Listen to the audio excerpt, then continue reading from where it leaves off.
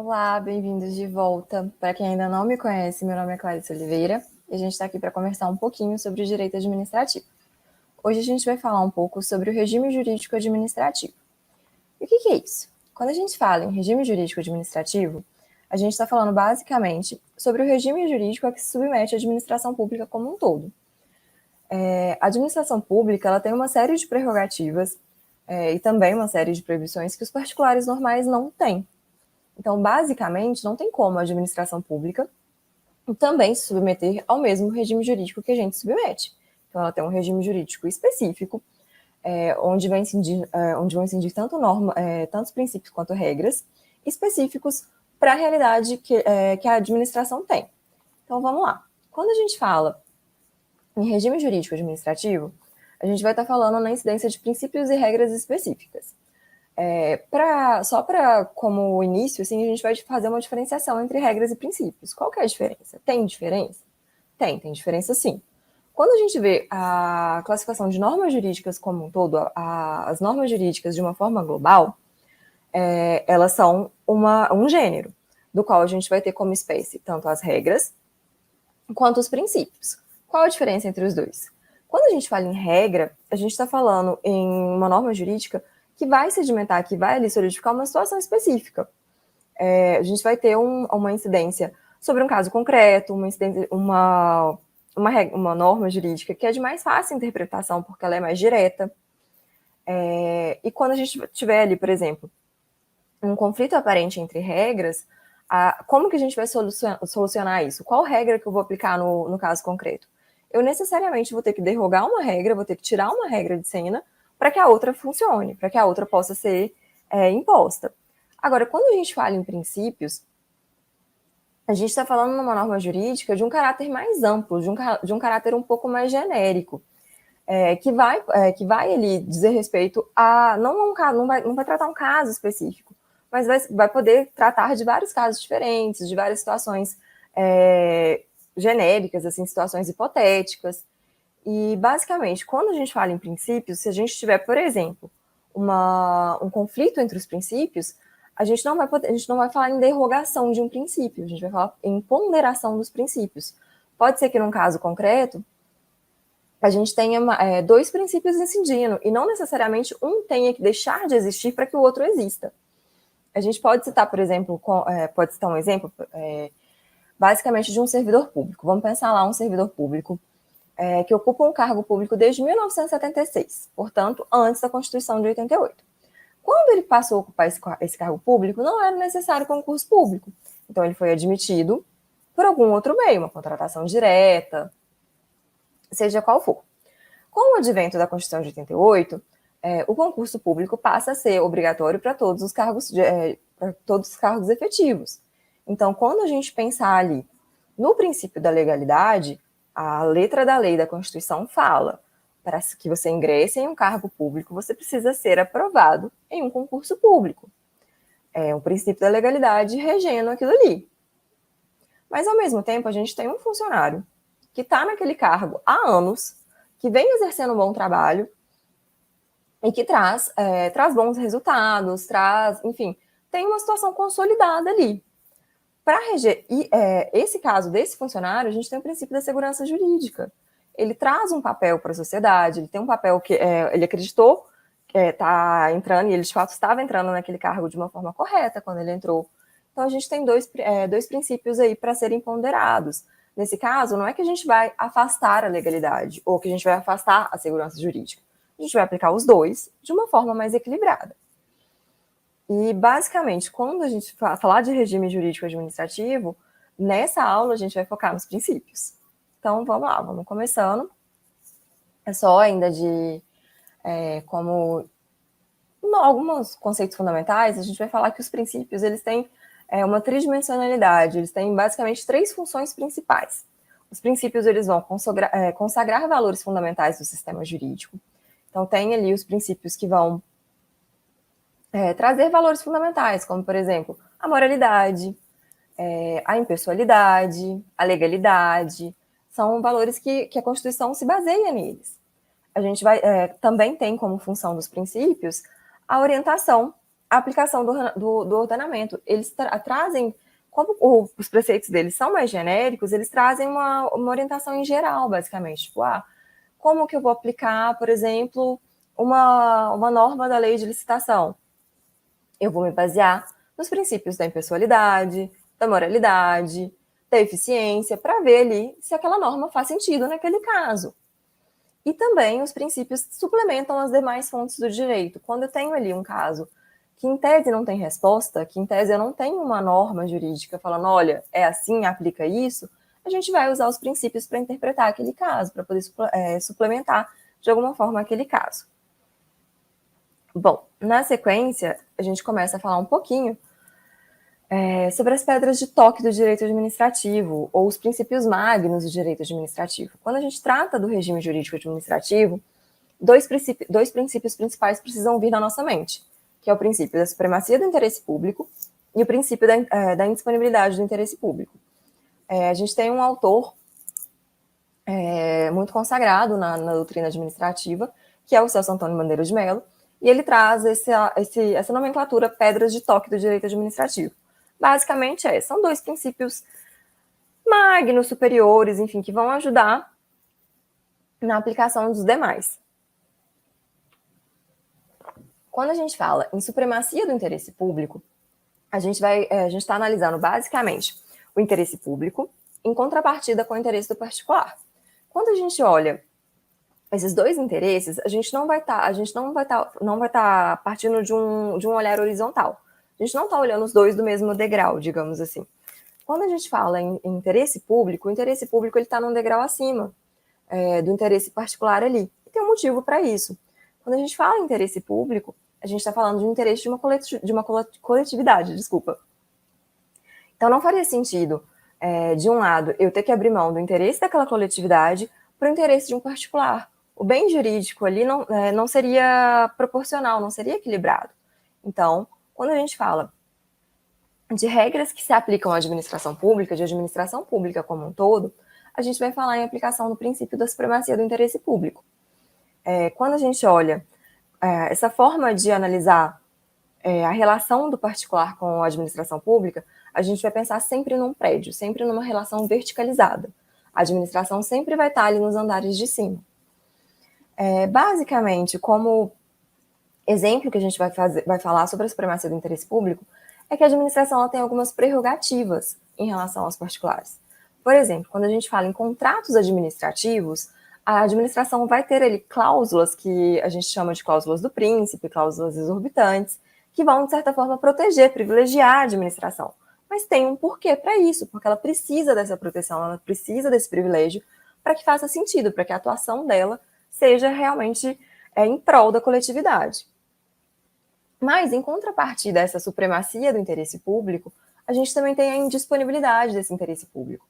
O interesse público, ele pertence à coletividade, ele não pertence àquele administrador, aquela pessoa física ou jurídica que está ali resolvendo, digamos assim, de frente ali, resolvendo, lidando com aquele problema, ou, de certa forma, representando a administração. O administrador, ele é simplesmente um representante da coletividade. Então, ele não pode abrir mão do interesse público. O interesse não é dele para que se tenha ali uma disponibilidade. Então, princípios magnos que vão reger toda a forma como a administração se mantém, se porta, supremacia do interesse público. O interesse público sempre, quase sempre, vai estar acima ali do interesse particular, e indisponibilidade desse interesse público. O agente público, o administrador, ele não pode abrir mão do interesse público em detrimento para, por exemplo, ter ali benefícios próprios, interesses próprios. Então, começando, falando um pouquinho de interesse público, só para a gente fazer uma diferenciação, a gente tem dois interesses públicos básicos, o interesse público primário e o interesse público secundário. Qual a diferença entre eles? Interesse público primário vai dizer basicamente aquele interesse da coletividade, que é aquele interesse público que a gente não pode abrir mão, é o interesse público que o princípio da indisponibilidade do interesse público está tratando. E, numa segunda via, a gente vai ter o interesse público secundário. que é aquele interesse do Estado enquanto sujeito de direitos. Às vezes é ali aquele interesse do Estado quando ele está atuando, por exemplo, como uma autarquia, como uma empresa pública, como uma sociedade de economia mista. Esse interesse, nem sempre ele vai se sobrepor sobre o interesse particular. Em alguns casos, o interesse do particular vai sim ser observado em relação ao interesse público secundário. Passando. A gente começa, então, a falar propriamente dos princípios que vão reger a administração pública. E a gente começa com os princípios que estão expressos na Constituição. E onde que eles estão expressos na Constituição? Eles estão previstos ali no artigo 37, caput da Constituição, que vai falar: a administração pública, direta e indireta, de qualquer dos poderes da União, dos Estados, do Distrito Federal e dos municípios, obedecerá aos princípios da legalidade, impessoalidade, moralidade, publicidade e eficiência. Aqui eu negritei os princípios, mas eu queria que a gente prestasse atenção numa outra parte. Tem uma parte importante desse artigo, que é basicamente, esses princípios, eles não estão, quando a gente vai aplicar esses princípios, a gente não está falando só do Poder Executivo, ou só da administração direta, a gente está falando da administração pública, tanto direta quanto indireta, direta e indireta, de qualquer dos poderes da União, dos estados, do Distrito Federal e dos municípios. O que isso quer dizer? Que o Legislativo e o Judiciário também estão subordinados a esses princípios, principalmente quando eles estão ali exercendo a função atípica de administrar. Mas vamos lá. Fiz aqui um quadrinho para tentar ajudar a gravar aí. Por quê? Porque tem questões de prova que vão cobrar simplesmente vão perguntar para vocês quais são os princípios expressos, os princípios constitucionais expressos. Então, a gente vai lembrar sempre dessa siglazinha, LIMP. Principalmente porque tem um jeito fácil de guardar isso aqui. Quando a gente teve a reforma administrativa, que colocou ali o princípio da eficiência entre os princípios previstos no artigo 37, a gente tem que lembrar que essa reforma administrativa ela veio como se fosse uma limpeza da administração pública. Então, a sigla que traz os princípios constitucionais expressos é exatamente LIMP: legalidade, impessoalidade, moralidade, publicidade e eficiência. Então, vamos lá, vamos começar falando um pouquinho de cada um deles. O princípio da legalidade. Além de estar previsto para a administração pública no 37 caput, como a gente viu, o princípio da legalidade ele também está previsto no artigo 5º, inciso 2 da Constituição, que vai falar: ninguém será obrigado a fazer ou deixar de fazer alguma coisa, senão em virtude de lei. Quando a gente fala em legalidade, a gente vai ter que fazer uma diferenciação, porque a gente tem a legalidade para os particulares, para a sociedade como um todo, e a gente tem a legalidade para a administração pública. Qual que é a diferença aqui? Quando a gente está falando em administração pública, a gente vai falar num critério de subordinação à lei. O princípio da legalidade para a administração pública é basicamente a frase: a administração pública pode fazer tudo o que a lei permite, tudo o que a lei diz que ela pode fazer. Já em relação aos particulares, a gente vai ter o critério de não contradição à lei. A gente, enquanto pessoa física, a gente pode fazer tudo o que a lei não impede, tudo o que a lei não proíbe. Então, a gente tem uma liberdade muito maior, digamos assim. A nossa esfera de liberdade é muito maior que a esfera da administração pública. Para a administração pública observar o princípio da legalidade, ela necessariamente tem que agir dentro dos ditames legais, ela não pode extrapolar esses ditames. Ainda falando sobre legalidade, vale a gente fazer uma diferenciação entre legalidade e reserva legal. O princípio da legalidade não se confunde com o princípio da reserva legal. O princípio da reserva legal vai falar que determinada matéria, por exemplo, licitações públicas, precisa ser tratado por meio de uma forma normativa pré-determinada ou estabelecida. A lei de licitação é uma lei ordinária. Ela pode ser tratada como lei ordinária, mas ela não pode ser tratada, por exemplo, ela não poderia ter sido realizada por meio de uma medida provisória. Ela precisava ser por meio de lei ordinária ou de alguma forma superior. Quando a gente fala, por exemplo, no Código Tributário Nacional, antes da Constituição de 88, ele era ele tinha como roupagem a lei ordinária, ele foi realizado como uma lei ordinária. Quando surgiu a Constituição de 88, a própria Constituição falava que a matéria tributária deveria ser tratada por meio de lei complementar. Então, o que aconteceu? Para não ser necessário realizar um novo Código Tributário, o Código Tributário Nacional foi recepcionado pela Constituição de 88 com vestimenta de lei complementar. Basicamente é isso. Reserva legal é a forma que aquela matéria, que aquele regramento tem que ter em relação ao ordenamento, seja ali lei ordinária, lei complementar, emenda constitucional, medida provisória, lei delegada, e por aí vocês vão ver em constitucional, não vai ser em administrativo. Mas, basicamente isso. Quando a gente fala em legalidade, o administrador tem que ele somente pode atuar conforme determina a lei de uma forma ampla, obviamente, né? Não necessariamente só conforme a Constituição ou conforme algum código. E, por fim, só para terminar, a gente vai fazer uma diferenciaçãozinha também entre legalidade estrita, legitimidade e juridicidade. Basicamente, gente, a gente vai ter, tipo, um aumento. Ó. Aqui vai ser o menos e a gente vai caminhando para o mais. Legalidade estrita é a atuação do administrador vinculada aos limites estabelecidos pela lei. Basicamente, a lei fala, por exemplo, o cargo público somente pode ser investido por meio de concurso público. Legalidade estrita. Legitimidade.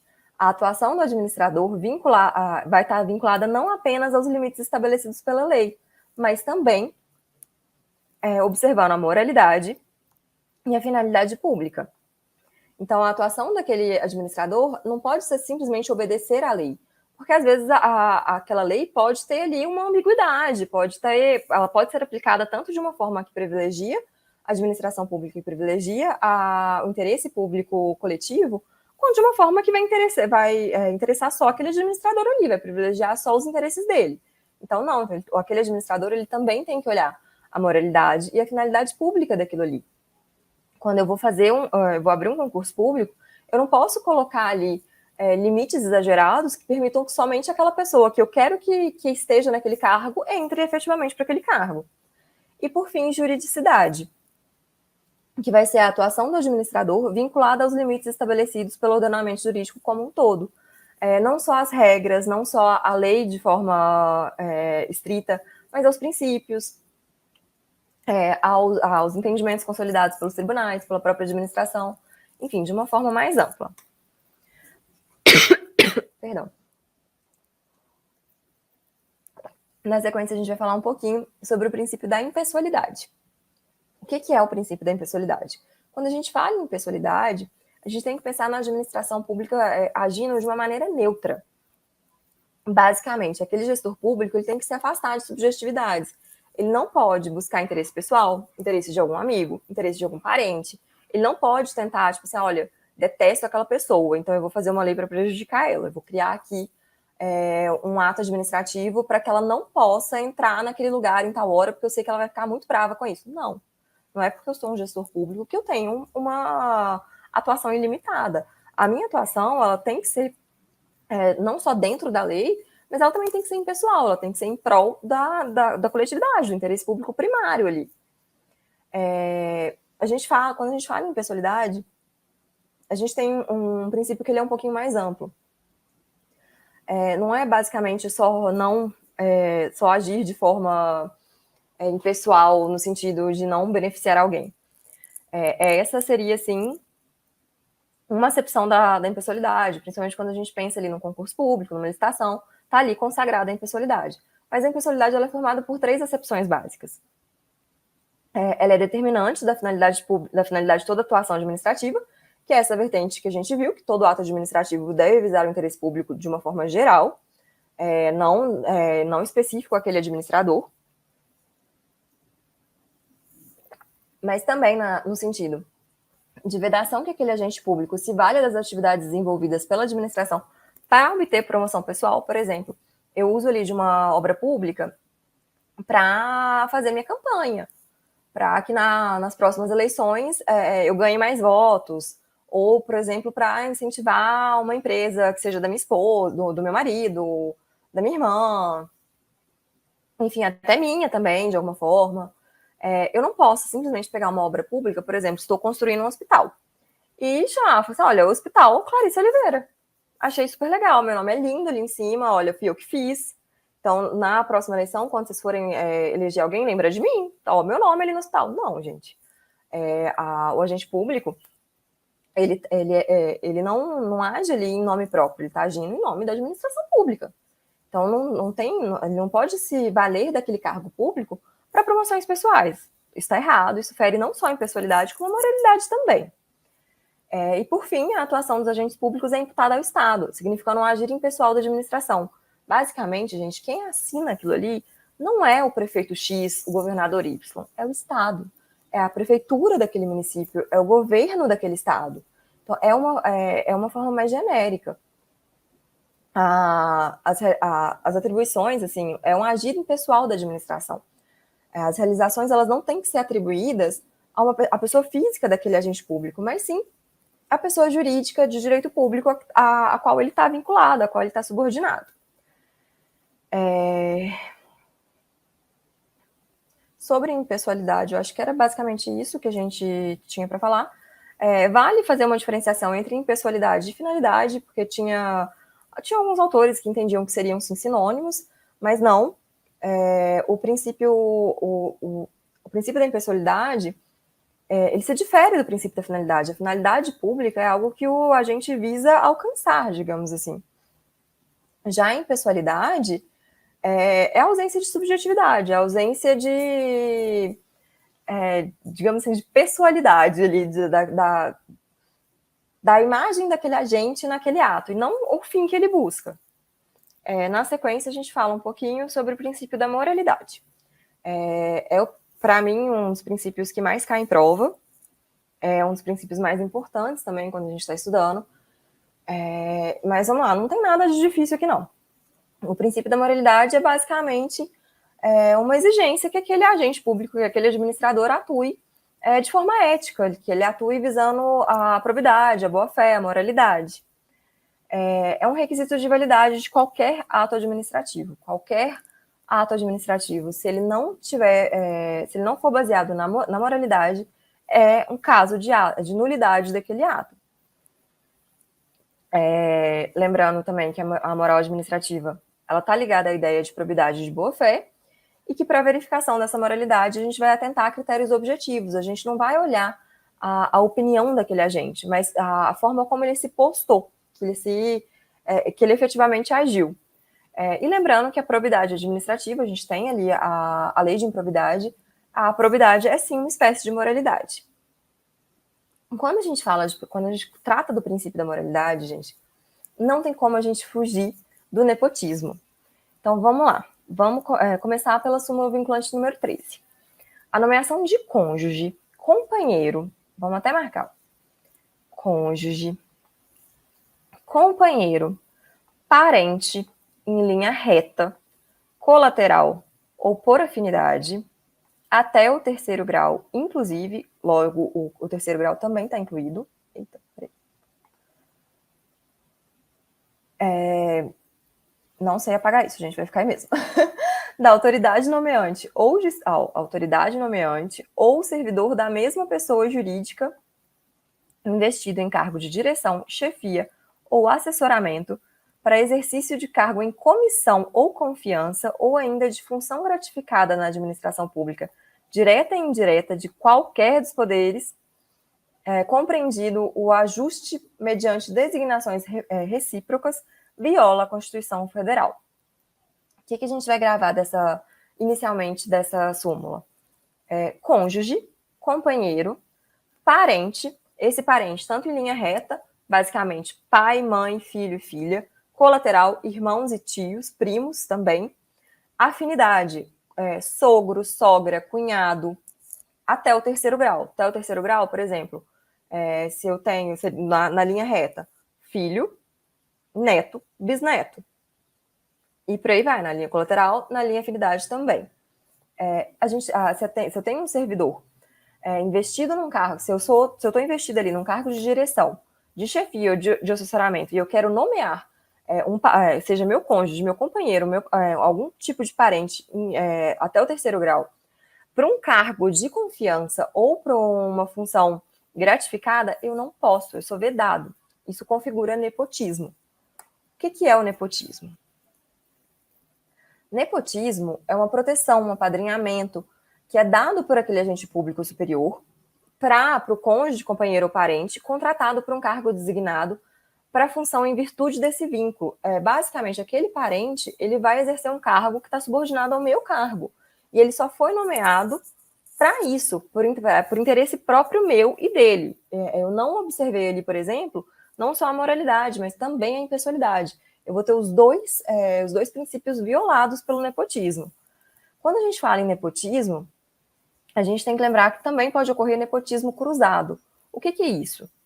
Quando eu tenho, por exemplo, um cargo X, eu sou chefe de um cargo X, e eu quero nomear para esse cargo X, eu gostaria de nomear minha irmã, mas eu não posso, porque senão configuraria nepotismo. Então eu vou virar ali para o chefe do cargo Y e falar, olha, você contrata a minha irmã, que em contrapartida eu contrato a sua mãe. E todo mundo fica feliz e a gente não comete nepotismo. Não, isso também é nepotismo. Se isso for verificado, essas nomeações elas são sim nulas e está sim configurado o nepotismo. A gente tem violação tanto à moralidade quanto à impessoalidade. A nomeação de parente para cargo político configura nepotismo? Então, a gente tem um entendimento recente do STF falando que não. Que quando a gente tem a nomeação de parentes para os cargos políticos, a gente não teria nenhuma afronta aos princípios constitucionais, uma vez que a natureza daqueles cargos são cargos eminentemente políticos, de qualquer forma. Quando o STF faz essa exceção do nepotismo, ele está criando aquela diferenciação básica que a gente viu na aula passada, da função administrativa em função administrativa e função política, que a administração pública ela tem essas duas funções. Então, quando o administrador está exercendo a função política, ele pode sim ter nomeações pessoais, porque os cargos são políticos. Agora, quando ele está na função administrativa propriamente dita, não, porque aqui ele não está agindo em nome próprio. Aqui ele está agindo em nome da coletividade como um todo. Vamos lá. A gente tem alguns critérios objetivos para a configuração do nepotismo. São critérios que foram colocados no julgado do STF, se não me engano, foi em 2016, tá no material de vocês. Só dá uma olhadinha direitinho lá. Gente, tudo isso tá no material de vocês, tá? Não precisa ficar copiando slide que nem um doido, não. Já tá tudo lá certinho, o material tá até bem mais completo do que isso. Só dá uma olhadinha por lá e os slides são disponibilizados de qualquer forma. Então, vamos lá. Nepotismo. Quais são esses critérios objetivos? Ajuste mediante designação recíproca, quando inexistente a relação de parentesco entre a autoridade nomeante, ocupante do cargo de provimento em comissão ou função comissionada. Relação de parentesco entre a pessoa nomeada e as autoridades nomeantes, é o nepotismo clássico. Relação de parentesco entre a pessoa nomeada, ocupante de cargo de direção, chefia ou assessoramento ou a quem ele estiver subordinado. Às vezes eu tenho o nepotismo não entre o chefe e o subordinado direto. Pode ter uma pessoa no meio dele que também tem interesse e por isso que é responsável por essa nomeação e que vai nomear por interesse próprio também. Relação de parentesco entre a pessoa nomeada e a autoridade que exerce ascendência hierárquica ou funcional sobre a autoridade nomeante. Na verdade, o exemplo que eu dei é desse, gente.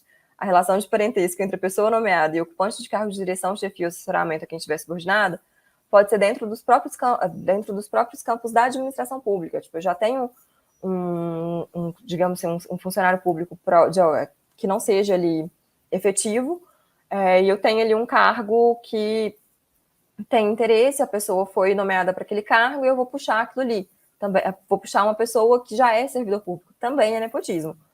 Se tem interesse próprio ali, é sim configurado o nepotismo. E por fim, só para a gente fazer uma diferenciação entre cargo em comissão e função de confiança. Qual que é a diferença entre eles? Todos dois estão previstos na Constituição, todos dois servem para a configuração do nepotismo, mas quando a gente fala em cargo em comissão, o que antes a gente chamava de cargo de confiança, são cargos de direção, chefia e assessoramento que vão poder ser exercidos por qualquer pessoa. A diferença básica está aqui, qualquer pessoa, desde que atendidas ali aquelas condições mínimas. A gente tem ali um limite mínimo previsto em lei, que uma vez presentes os requisitos mínimos também, de cargos que são providos por meio de cargos de comissão. Mas não pode ter o vínculo ali entre aquele administrador público e o nomeado. Quando a gente fala em função de confiança, também vai servir para direção, chefia e assessoramento. Mas nesse caso, aquele cargo ele só vai poder ser atribuído a quem já detém um cargo efetivo. Quem já é um funcionário público propriamente dito, ele vai ter ali um acréscimo de responsabilidade. Ele já trabalhava ali naquela repartição, ele já tinha ali uma função, e quando teve ali aquela troca de chefe, por interesse pessoal daquele chefe, falou assim, olha, não, eu te dou aqui o cargo de direção, o cargo de chefia, porque eu acho mais interessante, porque para te beneficiar, para me beneficiar, e por aí vai. Basicamente, aquele servidor ele vai ganhar um acréscimo remuneratório. Quando a gente tem um servidor exercendo função de confiança, ele vai sim ter um acréscimo de remuneratório, que é chamado de gratificação por função de confiança. A função de confiança, gente, ela vai ser sim exercida por um servidor público, mas a gente tem que observar o nepotismo nesse caso. Não pode ser parente meu, a não ser, obviamente, que a gente esteja falando de cargos públicos que foram preenchidos por meio de concursos públicos e que estão separados ali, que não tem nenhum vínculo com o outro. Eu tenho ali, tipo, um juiz que tipo, sei lá, que é irmão de um promotor, que é irmão de um assessor, enfim. E ambos ingressaram no concurso público de forma correta. Se não tem interesse, não tem nenhum interesse subjetivo ali, não está caracterizado o nepotismo. Mas se tiver, tá sim, e também nos cargos de função de confiança. Bom, para terminar esse bloco, a gente vai fazer algumas questões rapidinho. Deixa eu só ver como é que tá aqui. Vou ficar mais menorzinho aqui embaixo para ficar mais fácil para vocês lerem. Eu acho que assim eu tampo a outra, né? Então vai ser assim mesmo. Bom, vamos lá. Questão número 1. O regime jurídico administrativo caracteriza-se, letra A, pelas prerrogativas e sujeições a que se submete a administração pública. Tá correto. É exatamente o conceito que a gente viu lá de regime jurídico administrativo. São prerrogativas e sujeições que aquele administrador tem em relação a que a administração pública como um todo tem em relação aos particulares. Então, resposta certa é letra A. Mas vamos lá. Pela prevalência da autonomia da vontade do indivíduo. Não, como a gente viu lá, a gente tem a supremacia do interesse público e não a supremacia do interesse particular. E a questão pergunta exatamente sobre o regime jurídico administrativo. Letra C, por princípios da teoria geral do direito. Não, a gente até tem princípios gerais que vão ser aplicados ao regime jurídico administrativo, mas ele tem regimes próprios também, não é só esses princípios gerais, digamos assim. Letra D, pela relação de horizontalidade entre o Estado e os administrados. Não, como a gente viu, a relação ela não está assim, ela está assim, é uma relação de verticalidade. E letra E, pela aplicação preponderante de normas de direito privado. Não, toda vez que a gente estiver falando sobre regime jurídico administrativo, sobre administração pública, a gente tem a aplicação preponderante de normas de direito público. Questão número 2. Acerca do regime jurídico administrativo e do controle da administração pública, julgue o próximo item. A administração possui prerrogativas não extensíveis às relações privadas, mas sua liberdade de ação encontra-se sujeita a maiores restrições se comparada a dos praticados por particulares em suas relações. Está correto, é exatamente o conceito de regime jurídico administrativo. Questão número 3. A respeito dos princípios da administração pública, de noções de organização administrativa e da administração direta e indireta, julgue o item que se segue. O princípio da impessoalidade está diretamente relacionado à obrigação de que a autoridade pública não dispense os preceitos éticos os quais devem estar presentes em sua conduta. Gente, isso aqui é uma pegadinha. E questão de prova adora fazer isso. Eles vão citar um princípio e colocar o conceito de outro. Aqui, a gente não está falando de impessoalidade. Esse princípio existe, mas é o princípio da moralidade. Quando a gente fala em preceito ético, em boa-fé, a gente está falando de moralidade, a gente não está falando de impessoalidade. Então, está errado. Questão número 4. Associa-se de forma mais apropriada à ideia de probidade e boa-fé o princípio da... Exatamente a questão anterior. Qual o princípio que está mais associado à boa-fé e à probidade? É o princípio da legalidade? Não. O princípio da legalidade é ali o que está disposto em lei. Impessoalidade? Então, impessoalidade é o agente não agir de forma subjetiva, ele agir de forma impessoal, em prol da coletividade, sem prerrogativas, sem benefícios próprios. Publicidade? Não, publicidade é a necessidade dos atos administrativos serem conhecidos pelos administrados, terem a possibilidade de conhecimento. E sim, moralidade administrativa é a resposta, o princípio da moralidade está sempre baseado em boa-fé e em os conceitos de probidade. Eficiência, a gente vai ver no próximo bloco, está relacionado ao usar os melhores mecanismos de forma mais eficiente, de forma mais rápida, mais célere, para dar resposta àquela situação. Então, não, resposta à letra D, moralidade administrativa. E, por fim, questão número 5, acerca da administração pública e de seus princípios, julgue os próximos itens. Contraria o princípio da moralidade o servidor público que nomeie o seu sobrinho para um cargo em comissão subordinado. Contraria, né, gente? A gente está falando aqui do nepotismo. A gente está falando de um servidor público que vai nomear o sobrinho para um cargo em comissão que está subordinado a ele. Exatamente isso o conceito de nepotismo. Então, contraria, sim, o princípio da moralidade. Bom, gente, o que eu tinha para conversar com vocês nesse bloco era isso. A gente acabou passando um pouquinho. A gente volta no próximo bloco para terminar de ver os princípios constitucionais expressos e também para ver alguns outros princípios que são, sim, aplicáveis ao regime jurídico administrativo. Muito obrigada, a gente se vê daqui a pouco. Olá, tudo bem com você? Seja bem-vindo, seja bem-vinda ao Vencendo Concursos. Você acaba de assistir a uma aula, uma parte das muitas aulas que nós temos aqui no curso preparatório Gabaritando o FMG. E se você assistiu a esse vídeo até agora, continue, porque eu tenho um recado importante para te passar. Nós aqui do Vencendo Concursos montamos o Gabaritando o FMG. É um curso online preparatório completo para você ser aprovado nesse concurso. Eu quero aproveitar esse vídeo e mostrar quais são as vantagens de ser aluno nosso aqui no Vencendo Concursos, tá? Então acompanhe aí comigo. Olha só, pessoal. Bom, a partir do momento que você adquirir o curso preparatório, você terá no curso acesso imediato, tá? Isso significa dizer que você receberá no seu e-mail os dados de acesso do curso preparatório imediatamente. Login e senha. Normalmente chega na caixa de mensagens principal, mas pode ir também para a caixa de mensagens promoções ou até mesmo spam. Então é bom você dar uma olhada em todos os lugares possíveis no seu e-mail, tá certo?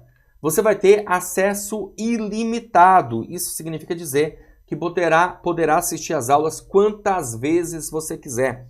Não tem uma limitação de visualizações. E melhor ainda, você vai ter acesso durante um ano. Isso significa que mesmo depois da prova, você continuará assistindo às aulas, pode se preparar para outros concursos que caia aquela matéria, né, que você vai estudar, tá bom? Que faz parte do curso preparatório. Você vai ter no curso Teoria e Questões Comentadas. Aliás, centenas de questões comentadas pelos nossos professores, tá? E isso com certeza absoluta faz toda a diferença. E material em PDF para complementar os seus estudos, beleza? E a gente está com uma promoção especial de lançamento, olha só, gente, de R$ 497 por apenas R$ 247 ou 12 vezes de R$ 24,65. Eu só não sei até quando eu vou conseguir segurar esse valor, tá bom? Então é importante que você faça o quê? Tá me assistindo aí? Já clica no link abaixo na descrição, na descrição do vídeo, abaixo do vídeo aí, vai ter um link. Você vai clicar nesse link, que é a página do curso, e lá você vai encontrar todas as informações necessárias, tudo bem? Beleza? E aí vai ter um botãozinho lá amarelo, você vai clicar nesse botão, vai preencher seus dados, escolher a forma de pagamento, à vista, parcelado, em até 12 vezes, pode ser menos parcelas caso você queira, não tem problema. E pronto, vai começar a estudar aqui com a gente no Vencendo Concursos. Show de bola? Maravilha? Então é isso, gente. Olha, também tem o nosso WhatsApp, né? Nossa central de atendimento, 11 974656052. Caso tenha dúvidas, você pode chamar também nesse número e lá na página, como eu falei, né? Ou se eu não falei, volta, falo agora nesse momento. Tem um chat online, é só chamar alguém lá que o pessoal já está disponível para sanar suas dúvidas, caso você precise, tá bem? Então é isso, ó. Vou ficando por aqui. Um grande abraço para vocês e a gente se vê dentro da plataforma, hein?